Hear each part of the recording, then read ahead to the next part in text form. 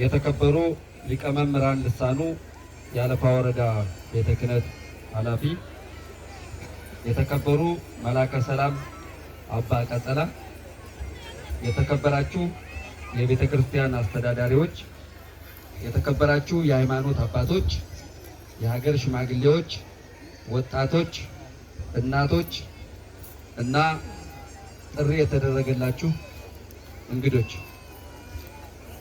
እንዲሁም ይሄን በዓል በሰላም እንዲጠናቀቅ ኃላፊነት ወስዳችሁ ሰላም ለማስከበር የተሰማራችሁ የሰላም ወዳድ ወጣቶችና የጸጥታ አካላት፣ ከሁሉ አስቀድሜ ዛሬ የምናከብረው ወይም የምናካሂደው ሃይማኖታዊ በዓል በአለፋ ወረዳ ሻውራ ከተማ በሚገኘው የጥምቀተ ባህር ላይ ነው የምንገኘው ማለት ነው።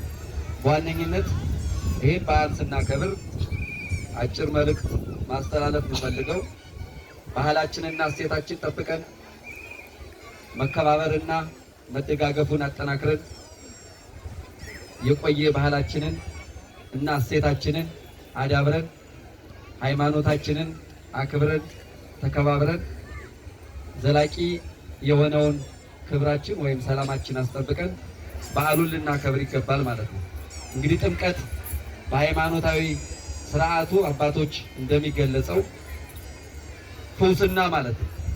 ከነበረብን የተሳሳተና የተዛባ አመለካከት ከተጠመቀ ይድናል ተብሎ ይታሰባል።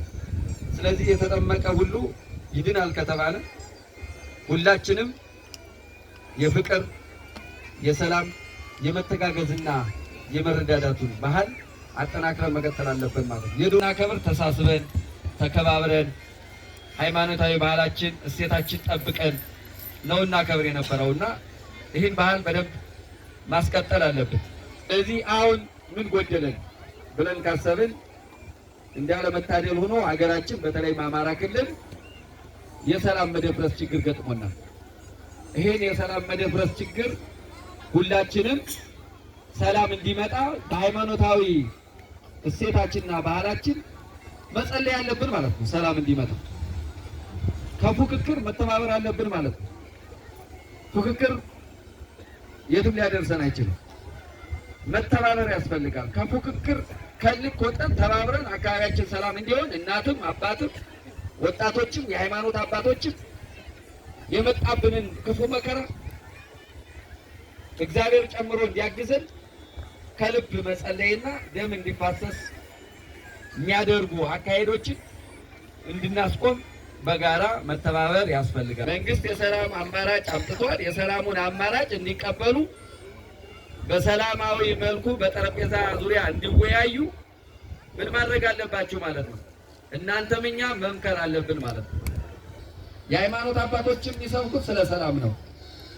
ሁላችንም ሰላም ያስፈልገናልና አደራ ለማለት ነው። ድጋሜ እንኳን ለብርሃነ ጥምቀቱ ሁላችሁንም በሰላም አደረሳችሁ ለማለት ነው። አመሰግናለሁ።